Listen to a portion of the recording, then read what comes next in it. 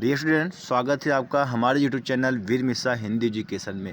विद्यार्थियों, आप सभी का बहुत बहुत स्वागत है। और आज की इस वीडियो में आपको यह बताएंगे आपको जो बोर्ड कापी मिलेगी आप उसमें किस प्रकार से लिखोगे, किस पेन से आप लिखोगे, उसके अंतर्गत आप कैसे लिखोगे, आपकी राइटिंग कैसी होनी चाहिए, किस पेन से आप लिखोगे, इन छोटे से वीडियो में हम आपको बताए हुए हैं। तो चलिए, इस समय यह जो समय चल रहा है यह समय बड़ा ही मूल्यवान है ना। और आपको इसमें एक भी मिनट आपको व्यर्थ नहीं करना चाहिए और मन लगा करके आपको तैयारी ज़ोरों शोरों से कर देनी चाहिए। तो यह जो है मैंने 2026 का मैंने पेपर डाला हुआ हूँ, आप इसको देख लीजिए। इसमें से 100% एग्ज़ाम में आएगा, ठीक है नहीं। और इंटर वाले कौन सा पार्ट पढ़ के जाएंगे, हाई स्कूल वाले कौन से पार्ट पढ़ करके जाएंगे हिंदी में, हम आपको इस वीडियो में बताएंगे। तो चलिए शुरुआत करते हैं बिना देर किए हुए।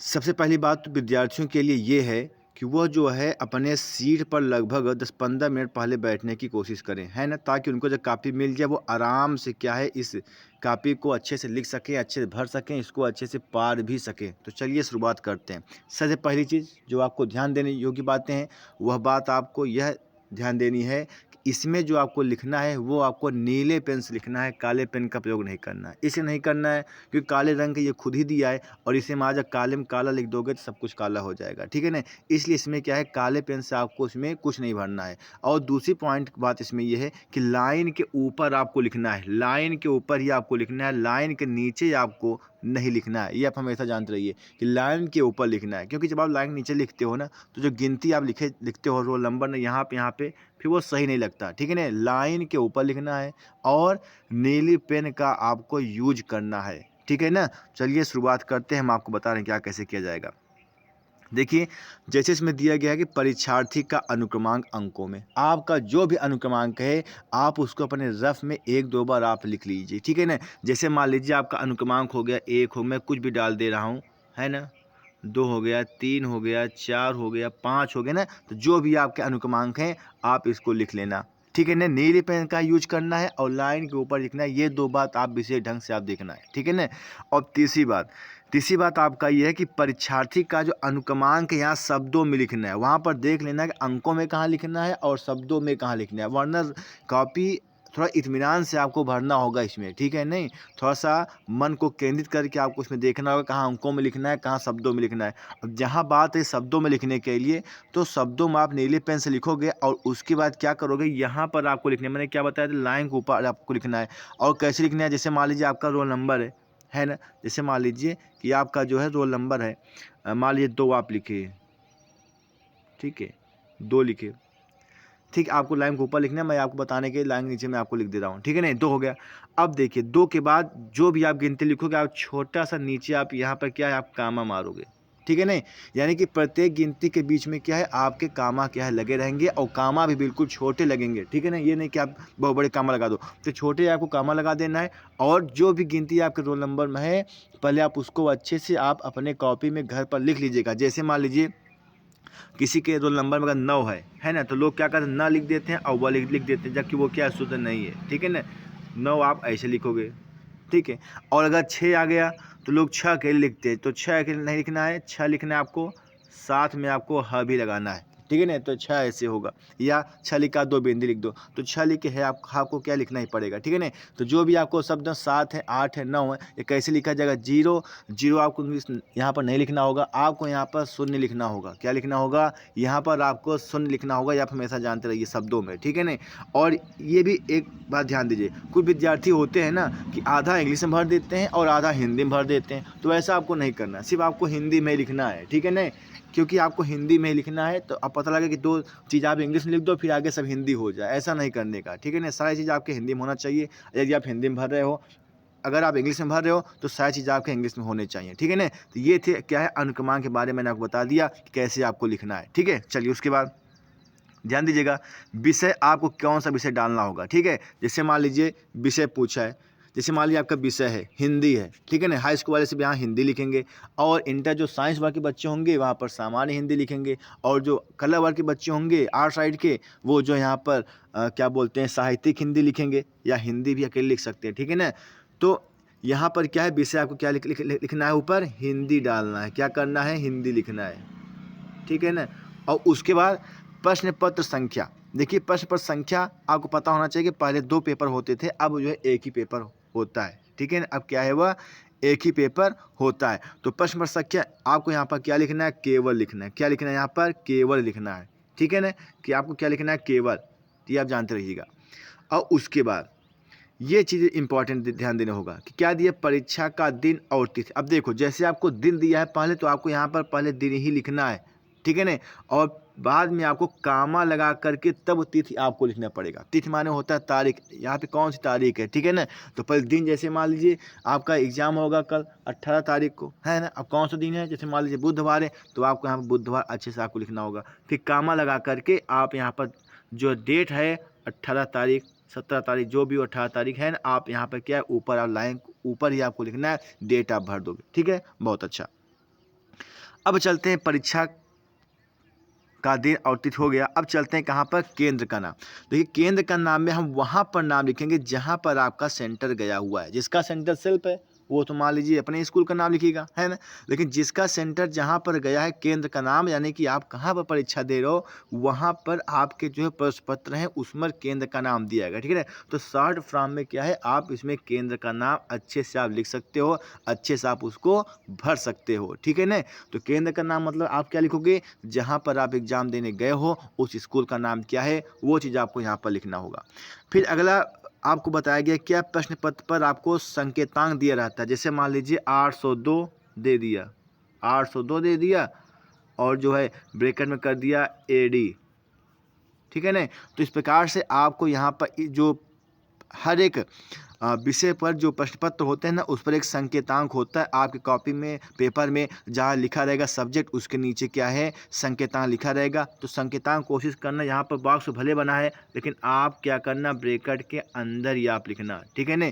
ब्रैकेट के अंदर या प्रश्न पत्र अंक के संकेतांक लिखना। और ध्यान देना कि इसमें जो 2 लेटर इंग्लिश में होते हैं, ठीक है, उसका आपको कैपिटल लेटर में लिखना है, ठीक है। जैसे आपके उसमें दिया है वही आपको लिखना है। जैसे मान AD दे दिया तो आपको AD लिखना है, ठीक है ना। तो यह बात आप समझ लेना। अंक जो दिए हैं वो बाहर रहेंगे, है ना। जो इंग्लिश में दिया है वो आपके अंदर रहेंगे। तो जैसे आपके परीक्षा में दिया रहेगा कॉपी में, पेपर में, वैसे आप लिखोगे। बहुत अच्छा। बस आपको इतना ही भरना है। और उसके बाद आपको क्या करना है कि यहाँ पर जो आपका निरीक्षण करता है वो आएगा, वो अपना यहाँ साइन करेगा, ठीक है ना। और दूसरी बात, यदि आपको मालूम है कि आप किस कमरे में बैठे हुए हो, ठीक है ना, आपका रूम नंबर क्या है, वही आपको उसमें लिखना है। 10 है, 15 है, 20 है, 25 है, 2 है, 3 है ना। एक चीज़ और ध्यान देना, जैसे मान लीजिए कि आपका जो है परीक्षा जो है रूम नंबर है, मान लो अगर 1 से 9 के अंदर है, तो आप यहाँ पर 0 लगा करके तब लिखना। जैसे मान लीजिए आपका सेकंड रोल नंबर है, 2 आपका रोल नंबर है ना, रूम नंबर है, तो आप यहाँ पर क्या लिखो, 02 लिखो, क्योंकि एक अंक मत लिखना, ठीक है ना। हाँ, तो ये चीज़ें इसमें होता है। फिर अब आपको इसको भरने की आपको ज़रूरत है ना, इसका काम क्या है, निरीक्षक का है। जो निरीक्षक करता है वह क्या है, इसको भरेगा, ठीक है ना। और आपके इसमें इधर आपको कुछ नहीं करना है, इधर आपको बिल्कुल कुछ नहीं छूना है, ठीक है ना। ये सारे काम किसके हैं, निरीक्षक हैं, उनकी जिम्मेदारी है, वो आपको बताएंगे। और इसके अलावा जो है क्या है, जो भी आपको परीक्षा ये पर संबंधी जो बातें हैं, जो आपको नहीं समझ में आ रहा है, ठीक है ना, वो आप वहाँ पर मत भरना। जब निरीक्षक करता आएंगे आपकी कॉपी को साइन करने के लिए, वो आपको खुद बताएंगे। और ख़ास करके जो है क्या है, आप यहाँ पर जो है रोल नंबर बहुत ही बेहतरीन ढंग से, बहुत ही सावधानी से क्या है, आपको यहाँ पर रोल नंबर आपको भरना है, रोल नंबर में गलती नहीं करना है। तो ये थी बातें। अब उसके बाद हम आपको बता रहे हैं कि हाई स्कूल वाले सबसे पहले क्या पढ़ करके जाएंगे। ध्यान दीजिएगा कि हाई स्कूल वाले जो है, जो पार्ट है रसखान का, और एक पार्ट है उसमें बिहारी लाल जी का। इन 2 पार्ट का जीवन परिचय, ठीक है, और इनके जो अर्थ हैं दोहे का, पद का, उसे आप पढ़ करके जाना। और दूसरी बात, आप क्या पढ़ करके जाओगे, जो शुरुआत में जो पाठ गद्य के जो दिए हैं, शुरुआत के 3 पाठ तक आपको जीवन परिचय याद कर लेना है। और जीवन परिचय याद करने के बाद जो है 3 पाठ तक जो गद्य के जो पैराग्राफ दिए रहते हैं, आप उसको ध्यान से दे लेना। उसके बाद आप रस छंद अलंकार का जो मैं ट्रिक मैं आपको बताया हूँ, आप अलंकार कैसे पहचानोगे, आप रस कैसे पहचानोगे, ये सारे वीडियो आप जा करके देख लेना इसमें। और आप इसकी तैयारी एक बार कर लेना, ठीक है। तद्भव तत्सम क्या होते हैं, ये उपसर्ग क्या होता है, प्रत्यय क्या होता है, रस अलंकार क्या होता है, ये सभी क्या है बेहतरीन ढंग से आप देख लीजिएगा। और उसके बाद बात आती है अब कक्षा 12 वालों के लिए। देखिए जो कक्षा 12 के विद्यार्थी हैं, उनसे मैं यही कहना चाहता हूँ, आप जो है पद में श्रद्धा मानो और परिवर्तन, ये 2 पाठ पढ़ करके आप अवश्य जाना। श्रद्धा मानो और परिवर्तन, और उसके बाद जो है संस्कृत में से आप सुभाषित रत्नानी हो गया, संस्कृत भाषा महात्म हो गया, मदन मोहन मालवीय हो गया। ये 3 पाठ आप क्या है संस्कृत से आप पढ़ करके जाइए, बिल्कुल रटा हुआ होना चाहिए। और हाई स्कूल में क्या है चंद्रशेखर आज़ाद हो गया, और क्या बोलते हैं वो वीरः वीरेण पूज्यते हो गया। तो ये कुछ ऐसे पाठ हैं जो उसको हाई स्कूल वाले पढ़ करके जाएंगे। तो विद्यार्थियों, आप सबकी परीक्षा बहुत ही अच्छी हो, और इंटर वालों के लिए दर्शन अलंकार जो बात मैंने आपको बताया है आप उसको जा करके देख लेना। और सबसे इम्पॉर्टेंट बात तो ये है हाई स्कूल और इंटर वालों के लिए, कल के वीडियो में जो है 100 बहुविकल्पी में क्या है वीडियो में कल आज जो है जाएगा, ठीक है नहीं, अभी थोड़ी देर बाद जो है 100 बहुविकल्पी मैंने बनाया है, जिसमें से लगभग 2025 के पूरा बहुविकल्पी प्रश्न है, 2026 का और जो 2024 के मैं पूरा बहुविकल्पी मैं उसमें डाला हुआ हूँ।